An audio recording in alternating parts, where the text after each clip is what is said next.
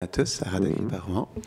Aujourd'hui, nous allons partager un verset du Srimad Bhagavatam, deuxième chant, chapitre 10, verset 45. Om Namo Bhagavate Vasudevaya. Om Namo Bhagavate Vasudevaya. Om Namo Bhagavate Vasudevaya. Om Namo Bhagavate Vasudevaya. Om Namo Bhagavate Vasudevaya. Om Namo Bhagavate Vasudevaya.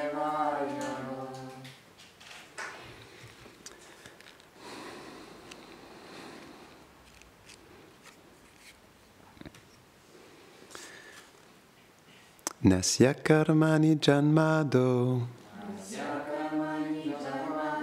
parasya nuvidhiyate kartritva pratisedhartham maya yaropitam hitat. Traduction.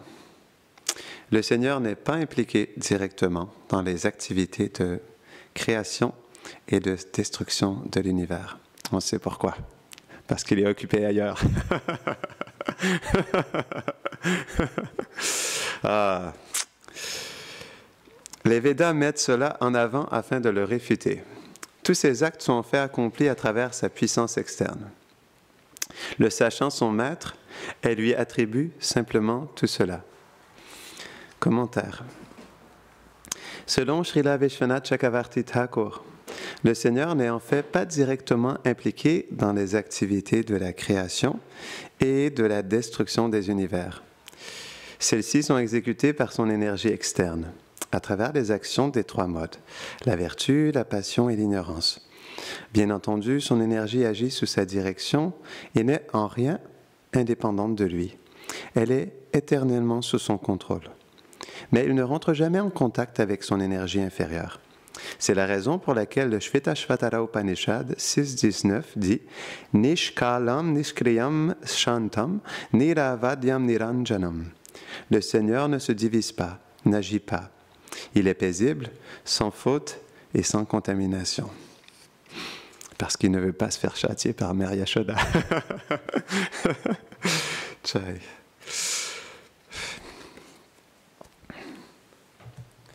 Om Agyanatimirandasya Gyanam Jada Sharakaya Chakshurun Meditam Jaina Tasmai Shri Gurave Namaha Shri Chaitanya Manobhishtam Stapitam Jaina Bhutale Swayam Rupa Kadamayam Dadati Svapadantikam.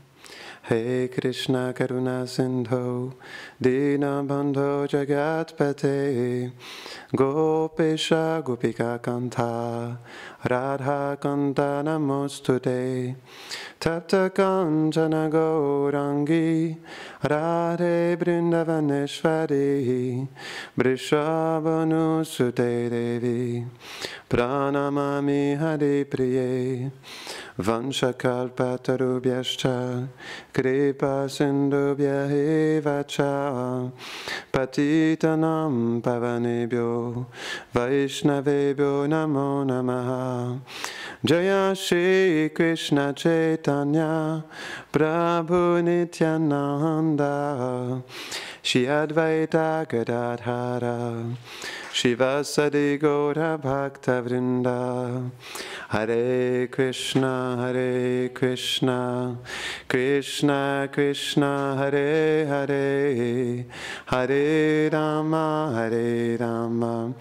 Rama Rama, Hare Hare.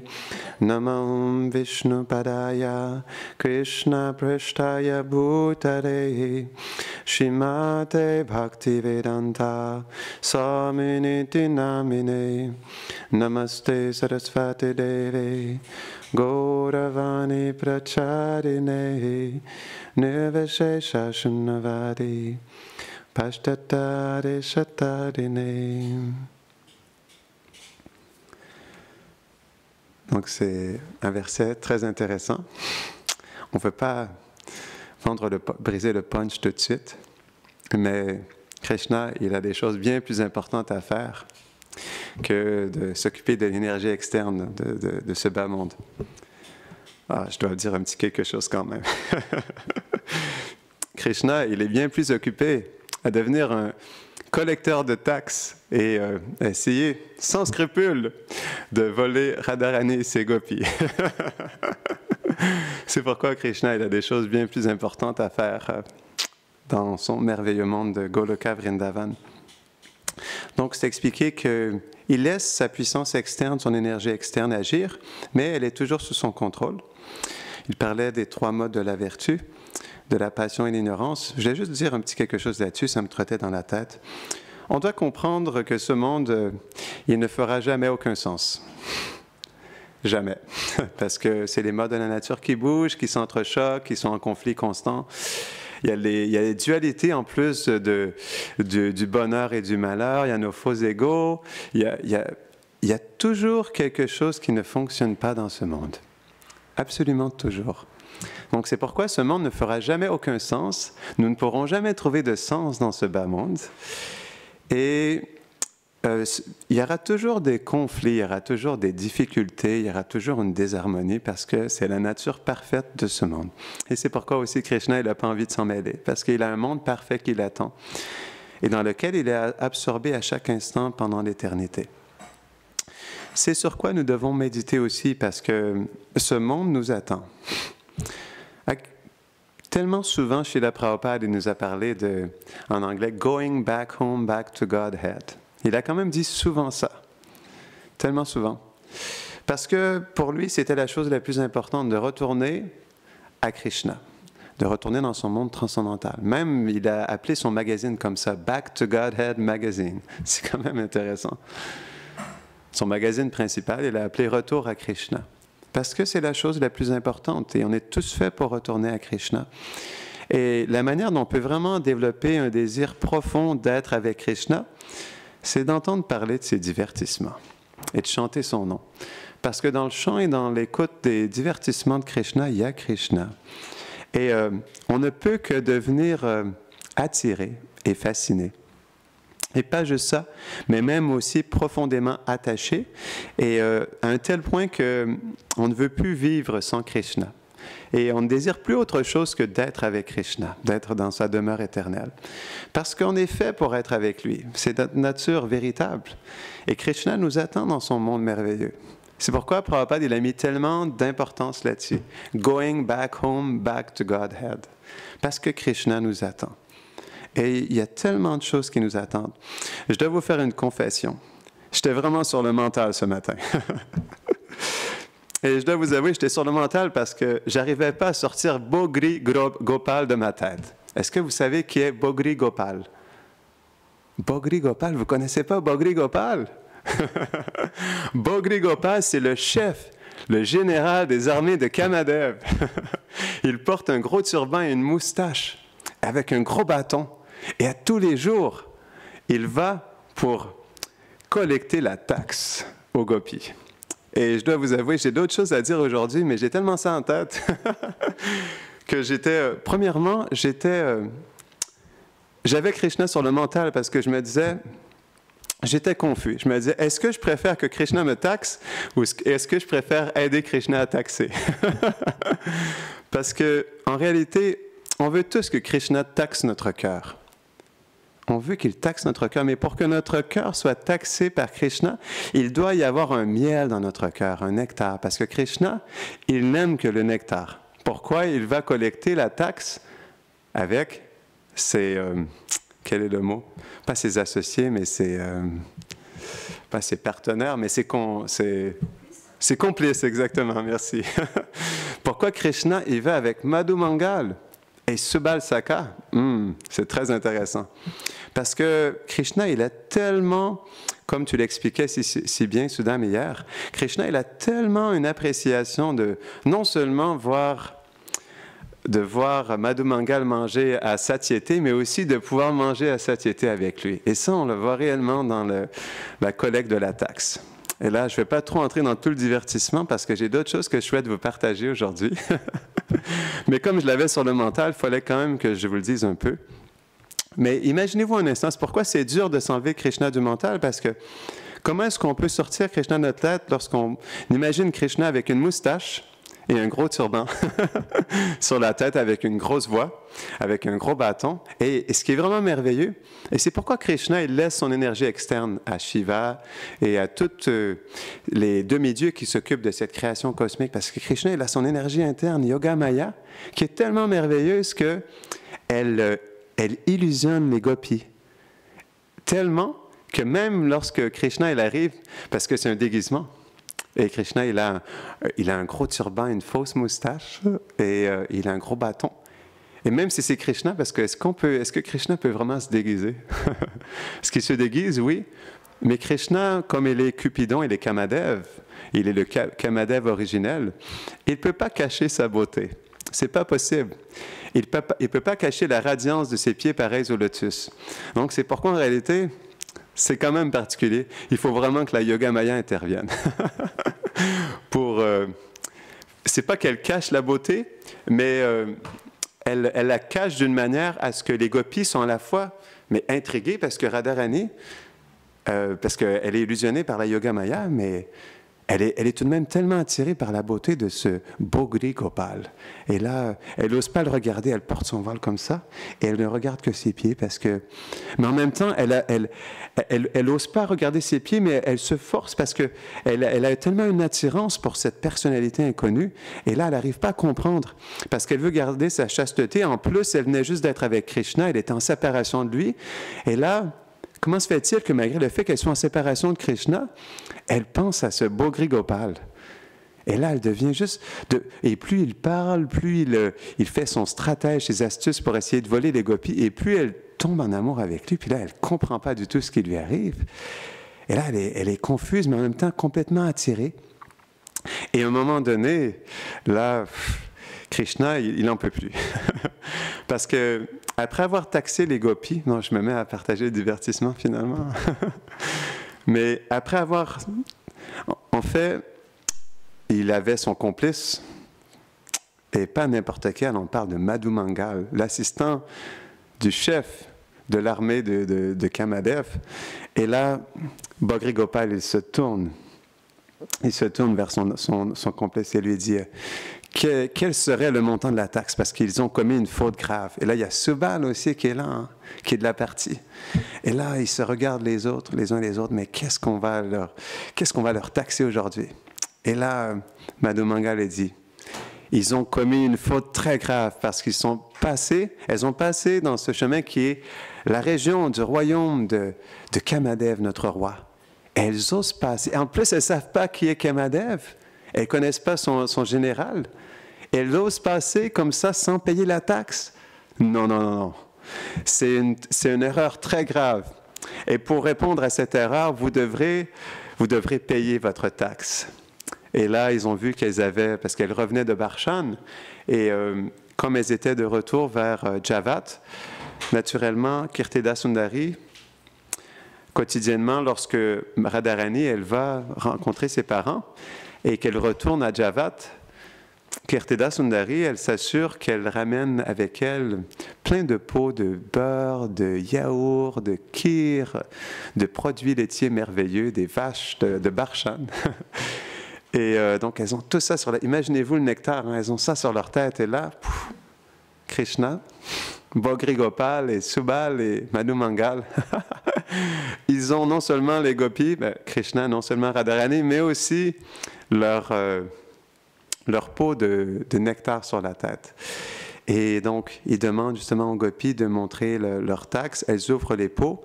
Et là, Madhu Mangal, il a dit que vous devez donner le 1/3.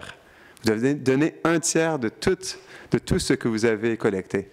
Et là, les gopis, elles se regardent, mais elles se disent, mais un instant, mais comment est-ce que vous allez collecter les produits laitiers? Vous n'avez même pas de pot. Comment est-ce que vous allez apporter ça à votre roi Kamadev? Et là, Madhu Mangal, tout fier, parce que c'est Madhu Mangal, hein, il dit oh, ne vous inquiétez pas, nous avons une relation très spéciale avec notre roi Kamadev. Et comme nous sommes très intimement connectés avec lui, tout simplement à travers nos estomacs, nous pourrons, tels les brahmanas qui reçoivent les offrandes à Vishnu, nous pourrons recevoir les offrandes de Kamadev à travers notre estomac. Et là, les gopis se regardaient comme ça, mais c'est bizarre, c'est étrange.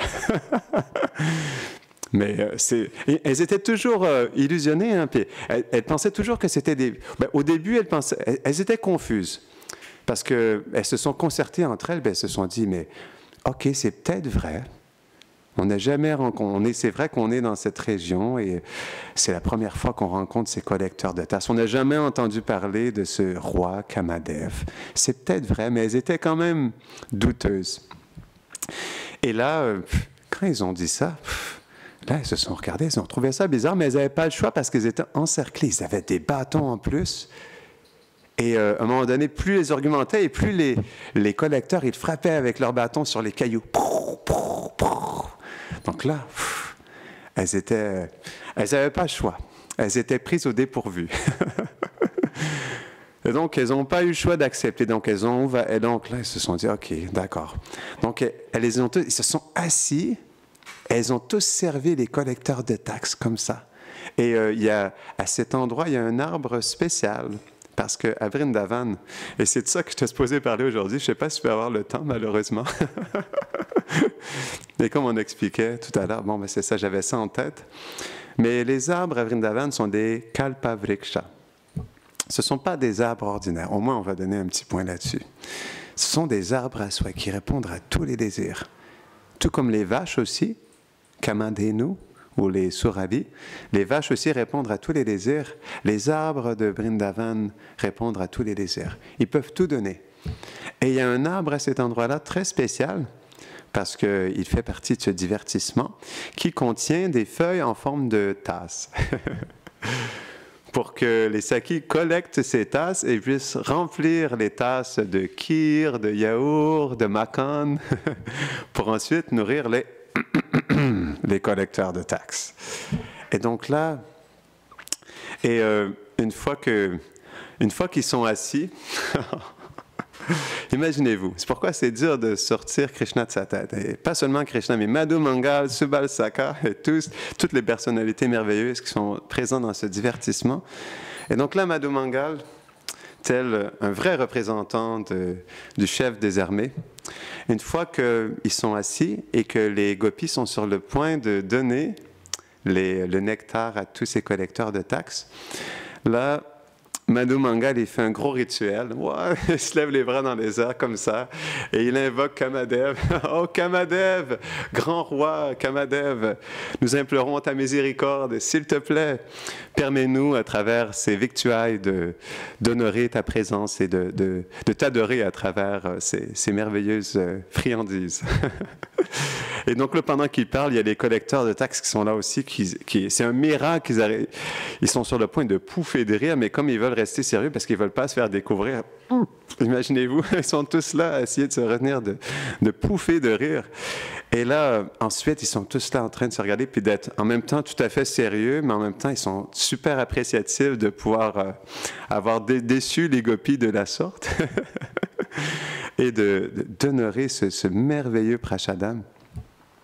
Et à un moment donné, une fois qu'ils ont terminé le 1/3 de tout ça, là, Subal Saka, en connaissant le désir de Bogri Gopal, il s'est exclamé au gopi, il leur a dit « Non, non, non, non, non, non, c'est pas assez.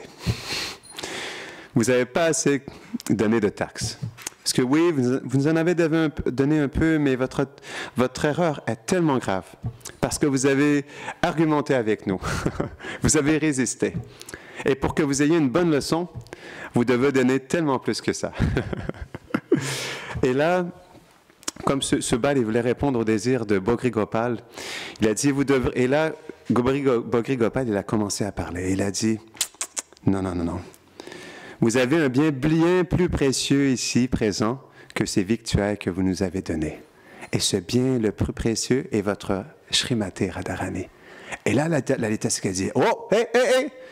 Qu'osez-vous dire? Comment osez-vous parler de notre Swamini, notre reine? Comment osez-vous parler? La plus chaste de toutes les demoiselles? Et là, Bogri Gopal s'est dit, bon, OK, comment on va faire? Et là, ils ont continué à parler comme ça. Et à un moment donné, là, Radharani, elle commençait à sentir, parce qu'elle était de plus en plus attirée par ce Bogri Gopal, et elle commençait à réaliser, dans le fond d'elle-même, que en réalité, c'était nul autre que son cher bien-aimé.